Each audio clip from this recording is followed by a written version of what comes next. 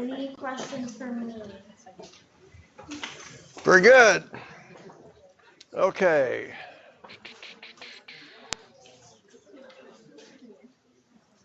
Today we will finish up our look at the Old South, chapter 11. Answer this for me to get going.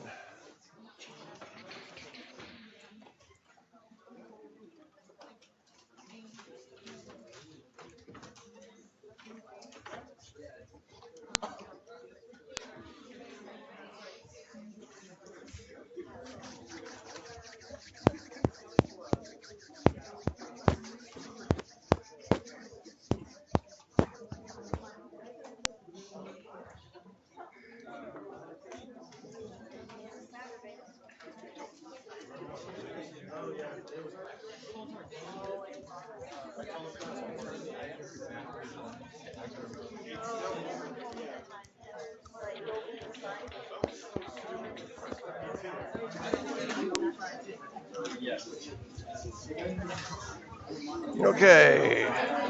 Get everybody checked in.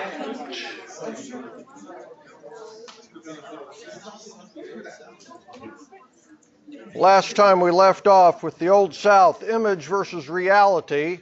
One of the contradictions that we saw was that the social structure is much more intricate than the Hollywood myth would suggest, that women's lives are much different than what the Gone with the Wind legend portrays as well. So here, the third image versus reality of this plantation legend is the economic stability of the Southern economy.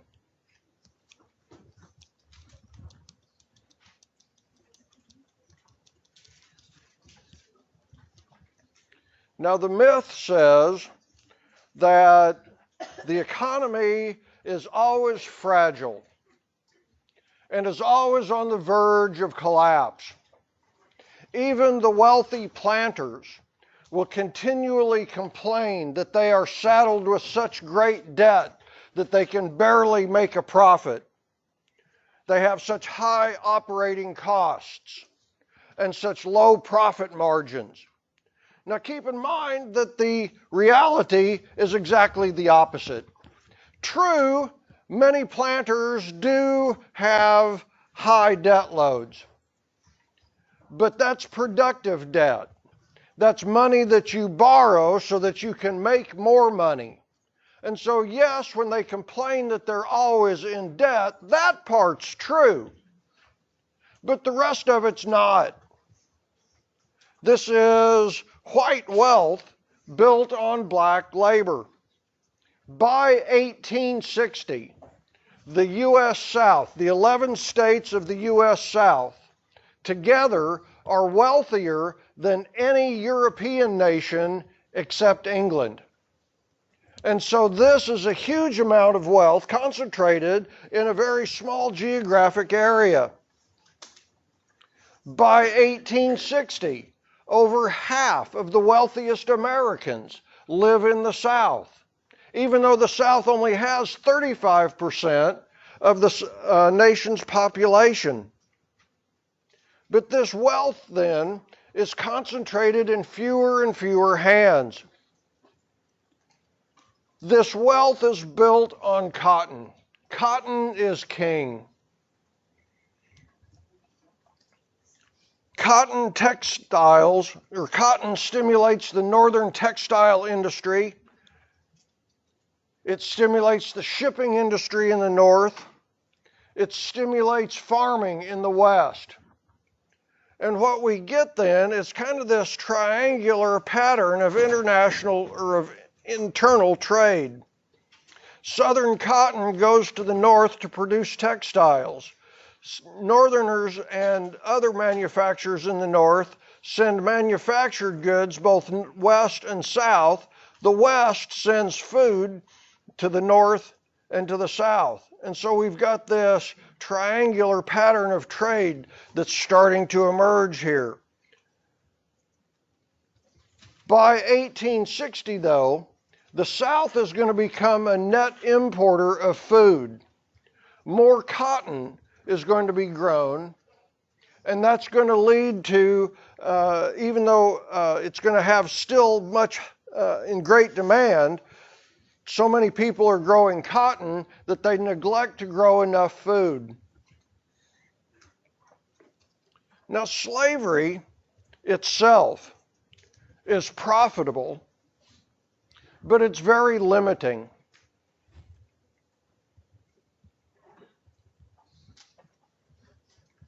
As we've already discussed, slaveholding is a minority of Southerners. Only 25% of Southern whites own any slaves, and of that, 75% own fewer than 10. And so the 1%ers, those that own the large populations of slaves on the large plantations, are a very small number. Slaveholding, though, is supported by most Southern whites because it's widely understood that this is the key to upward mobility. And I think we mentioned that it's not unusual for a young white man to buy a slave or two before he buys land, because this gives him credibility within this Southern cotton culture. It gives him status within the Southern cotton culture. Now, both cotton and slavery are going to be quite profitable. Cotton will earn you a rather consistent 8 to 10% return on your investment every year. Now, for you business majors, your eyes are all wide now, and you're seeing dollar signs, because that's what cotton is. Cotton is white money. Today, if you are invested in the stock market and have a fairly mixed portfolio, you'll make about a 4 to 5% return on your investment. Here, you're making double that. And this is kind of a no-brainer. If you can plant and harvest cotton in any quantity, you're going to make money on it. And so all Southern farmers are going to plant some cotton. Even those subsistence farmers out on the fringes are still going to try to compete because they know that cotton can be easily converted into cash. The value of the cotton crop exceeds the value of every other American product, including industrial products. The value of the cotton crop exceeds the value of all other agricultural crops. Even though more land is devoted to growing corn and raising livestock, cotton is still your number one profit-generating crop. It's going to be the leading export item in terms of dollars between 1800 and 1860. Even though we export more food, the value of the cotton crop exceeds the value of all of these other crops. And by 1860, cotton now represents 1/2 the value of all U.S. exports. And so this is big money. Cotton is profitable. And therefore, it's probably going to remain the mainstay of the Southern economy. Slavery itself is profitable. As demand for cotton grows, demand for labor will grow, which means more and more Africans will be first imported into slavery and then kept in slavery. The international slave trade ends in 1808 as per the Constitution. But then the domestic slave trade expands dramatically here. as there's more demand for labor on these cotton plantations, the value of slaves goes up considerably. And so now this internal slave trade market is going to start to flourish. For example, a prime field hand, meaning a young man between the ages of about 16 and 30, in 1800 sold for $44. This is in $1,800. By 1860, that same slave would have cost you $1,800. And so having slaves is making you money as well.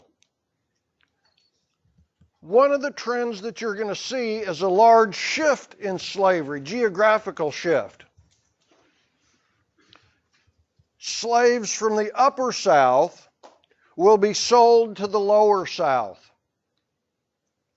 The upper South, Virginia, North Carolina, Maryland, Delaware, are going to start diversifying their agricultural economies much sooner than the deep South will. And so there's excess slave population here in the upper South. The owners simply don't need slaves or as many slaves now, and so they sell off their excess slaves down to the lower South where the demand is so high. And so you see this geographical shift from the upper South now to the lower South. The other trend that you're going to see is a huge African American population explosion. From about 1 million at the time of the Revolution to about 4.5 million slaves. So more than quadrupling by the time of the Civil War. And this is not due to the international slave trade. This is simply due to natural increase. Remember, these slavery laws say that if your mother is a slave, then so are you. So this is a self-perpetuating condition. And so the number of slaves will grow exponentially here. Slavery, again, is profitable. One slave, one prime field hand, will cost you $32 a year to feed, clothe, and house. So this is not free labor. There's an expense associated with it. $32 to feed, clothe, and house one slave. But that one slave can produce $78 worth of cotton per year. So more than double what it costs to keep a slave. The most valuable slaves then are going to be young men between the ages of 16 and 30, the prime field hands, and then the second most valuable slaves are young women between the ages of 16 and 30 who have children and whose children are automatically slaves. And so the slave population is going to continue to grow.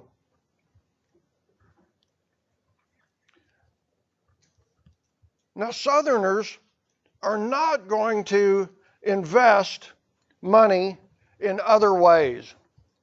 Slavery is profitable, but it's limiting. It discourages investments in other parts of the economy. Because slavery is such a proven moneymaker, there's going to be very little capital for other types of economic development. Investments will continue to be focused in land and in slaves. And so there's not much money for railroads. And there's not much money for factories. And there's not much money for telegraphs and other types of technological improvements that go along with the Industrial Revolution unfolding in the North. There's going to be very little development of processing and manufacturing facilities in the South to add value to the cotton crop. Instead, Southern cotton planters simply focus on growing and cleaning cotton and then shipping it to northern textile factories for processing, for manufacturing. Another part of this slavery is limiting is that taxes are kept extremely low. Now, normally, most economic theories say that low taxes stimulate the economy, and low taxes are good for the economy. But here, there's a situation where low taxes actually harmed the economy because taxes were too low. And it creates this cycle of poverty that is going to engulf even poor whites. That there's little money for schools.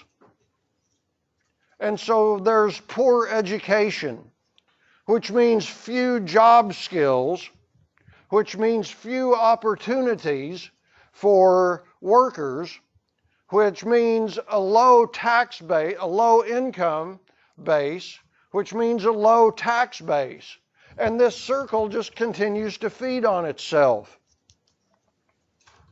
It impedes the development of schools and hospitals and prisons and railroads and factories and all of the other things that are becoming commonplace in the North. You're also going to see a growing concentration of wealth here. The profits of King Cotton are not going to be evenly distributed.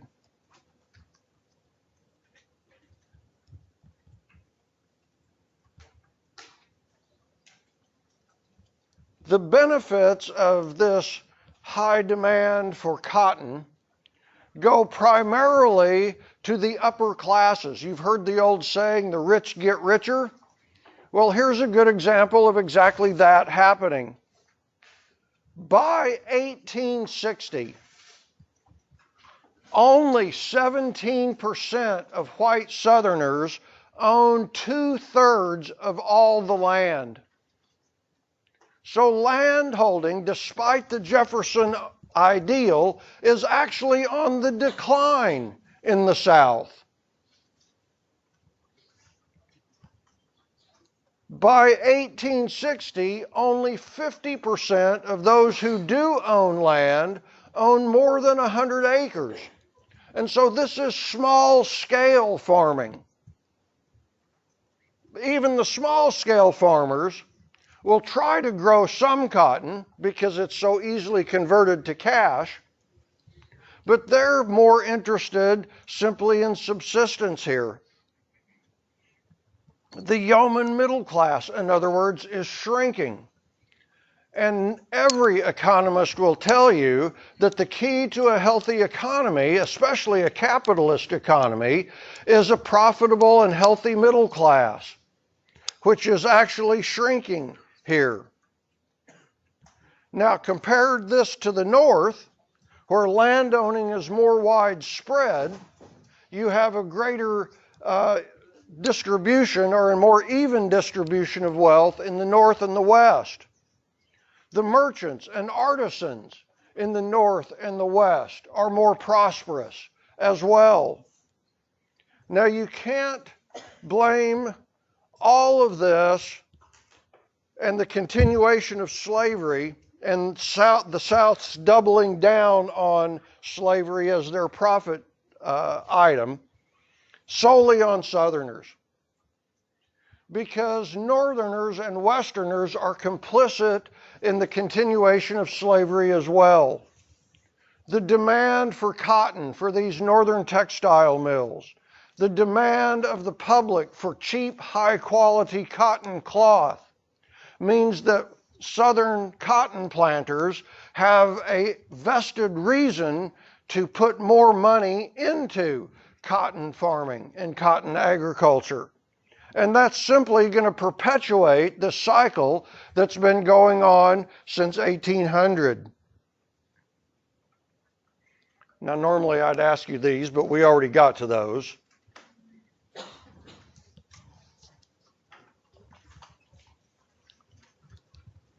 The only way that you can think of a unified South is through the institution of slavery. One of the things that I want you to understand is that there are multiple Souths, the Upper South and the Lower South being the most distinct division between the two. And so this notion of being Southern is more tied to the institution of slavery than it is to physical geography. Now, Southerners over the early 1800s are going to start to recognize that they and their society are developing in different ways than the North and the West.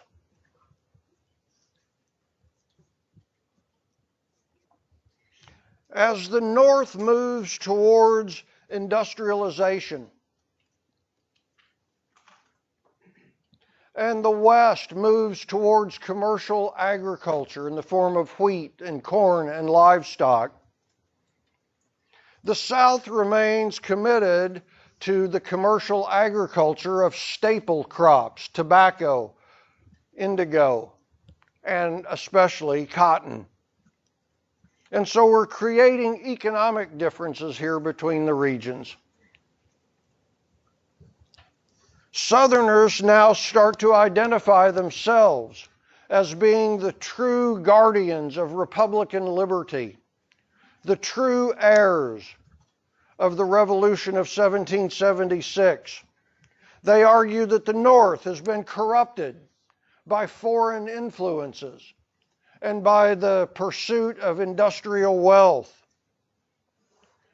So slavery then is really the only way to conceptualize this unified South.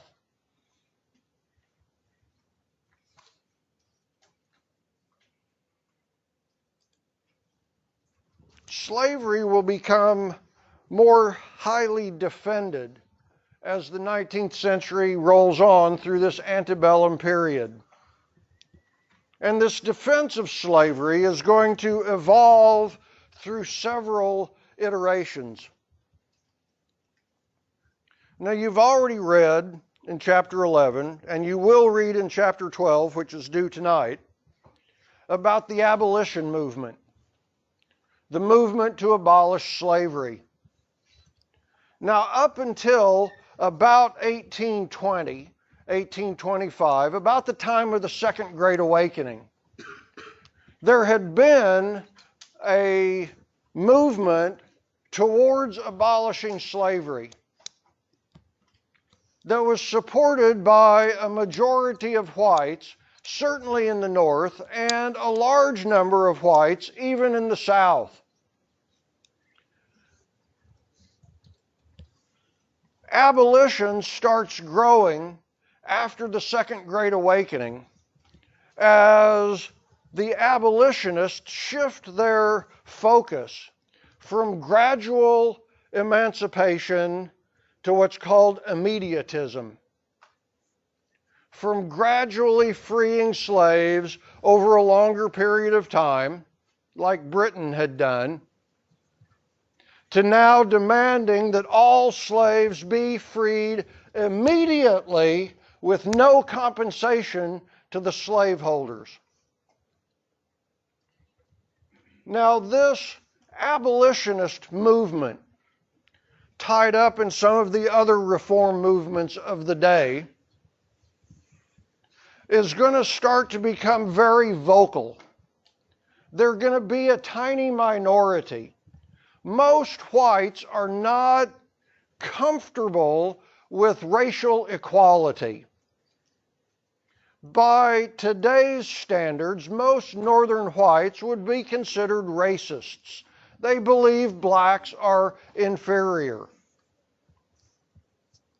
But they also realize that slavery is incompatible with Republican freedom, and therefore support a gradual emancipation of the slaves.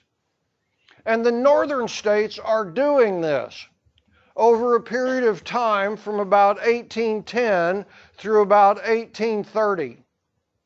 The northern states have gradually freed their slaves. And some, like Delaware, have even offered compensation payment to the slaveholders.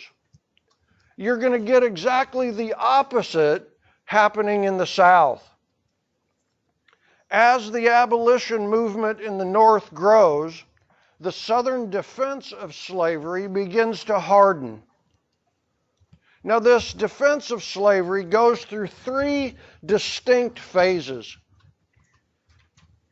Prior to the 1830s, prior to the rise of this immediate abolitionist movement, Southerners defended slavery as an economically necessary evil. This was the position that the Founding Fathers and the Framers took. Jefferson, Madison, Washington, all of the Founding Fathers that owned slaves knew that slavery and freedom for whites was a contradiction, and that it degraded their arguments for Republican liberty. How can we demand liberty for ourselves, yet deny it to our black slaves? Now, these guys were more in the gradualist camp, and they fully expected that slavery would die out with their generation. And most of these guys put their money where their mouth was. In their wills, they freed their slaves upon their death. That George Washington refused to let his children inherit his slaves. That on George's death, his slaves would be freed. And many others did this as well, thinking that we end slavery with our generation. And besides that, it's no longer going to be economically necessary.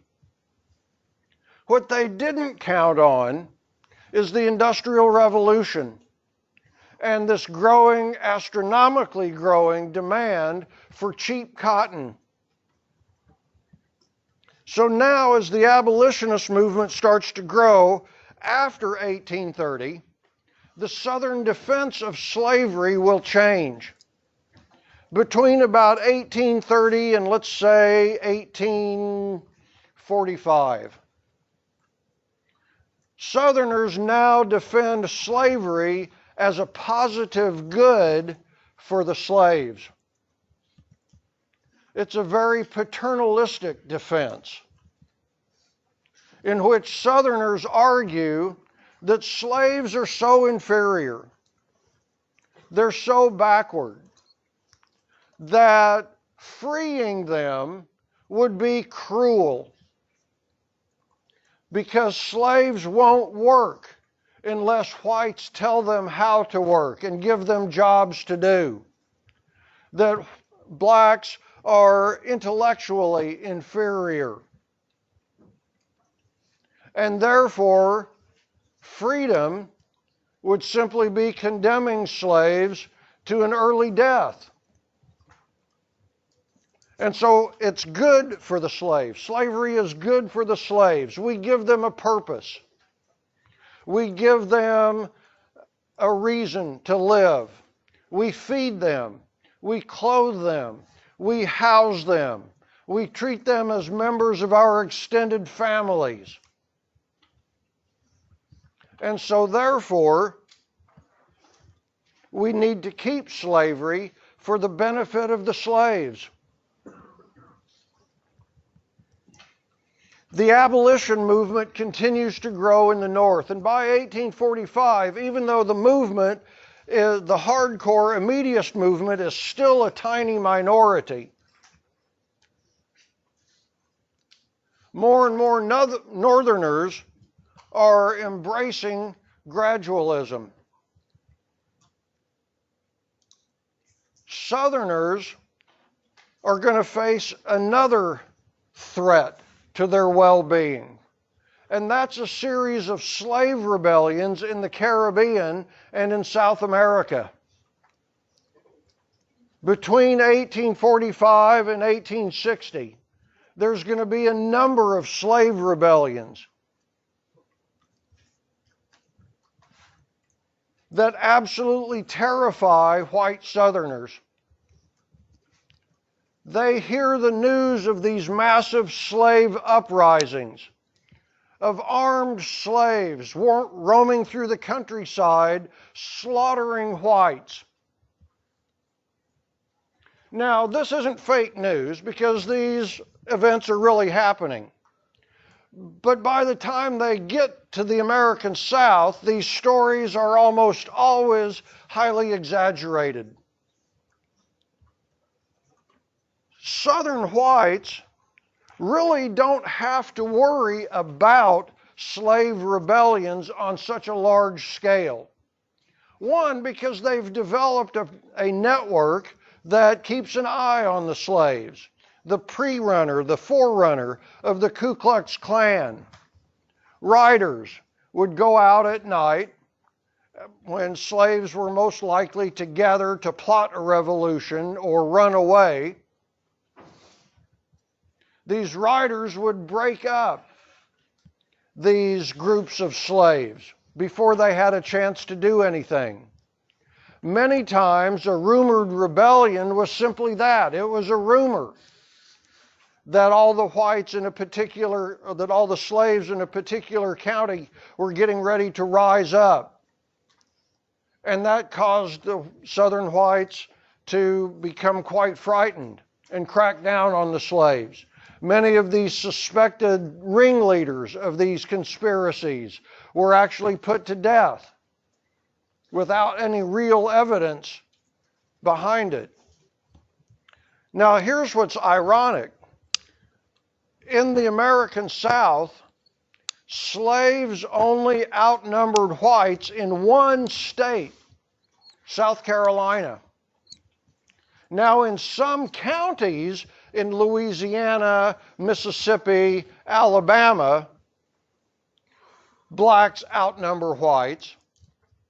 But even still, blacks' ability to organize a large-scale rebellion is going to be extremely limited.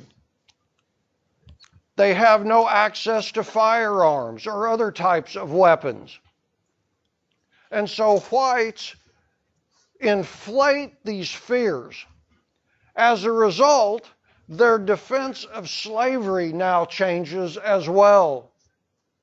It becomes a very hardcore racist defense.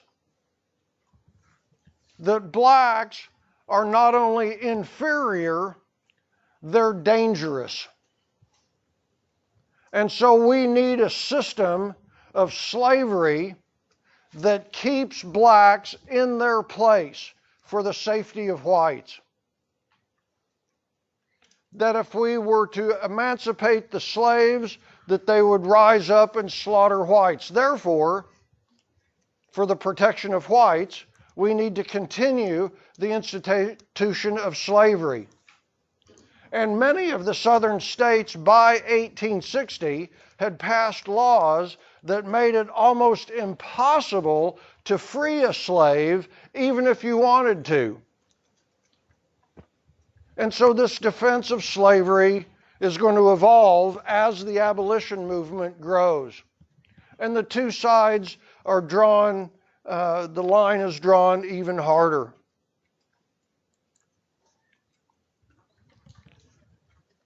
Now, one of the things that we always overlook, and this could probably be on the last slide, the image versus reality. that while most Southern whites did in fact support slavery for several reasons, prior to the 1830s, the largest anti-slave movements and the largest anti-slave societies were actually located in the South. This again is part of the effect of the Second Great Awakening. While William Lloyd Garrison and his Northern followers certainly considered slavery now to be a sin, this notion had already grown among Southerners as early as the First Great Awakening. That slavery created inequality among whites. That all white men can't be equal if they own slaves, because the more slaves you own, the more wealth you will accumulate. And so those Southern whites, primarily from the New Light denominations, the Methodists and the Baptists and the Presbyterians, mounted the largest anti-slavery demonstrations and debates, and there were more anti-slavery newspapers published in the South than in the North. But then, as this Northern movement starts to become more hardcore, anti-slavery in the South will be less tolerated. And so now, by about the 1840s, public debate on whether slavery should continue or should end in the South is virtually non-existent. The public debate has been stifled. And anybody who continues to advocate in the South for the abolition of slavery is opening themselves up as a target for violence. And so most Southerners who oppose slavery simply be quiet, or they move to the North or the West. So let me ask you this here real quick. Prior to the 1830s, Southerners defended slavery as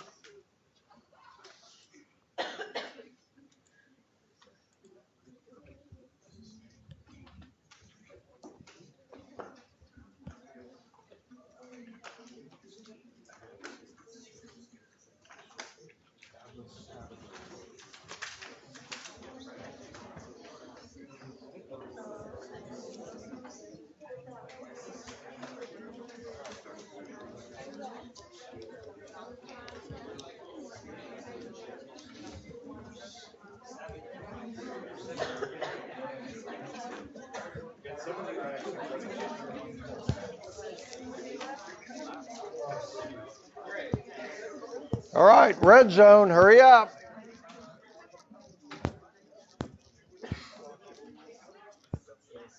All right. And the correct answer says A, very good, a necessary evil. All right. Chapter 12 due tonight at midnight. Go to Heather's SI session. That's all I've got for you today. See you Monday or Wednesday.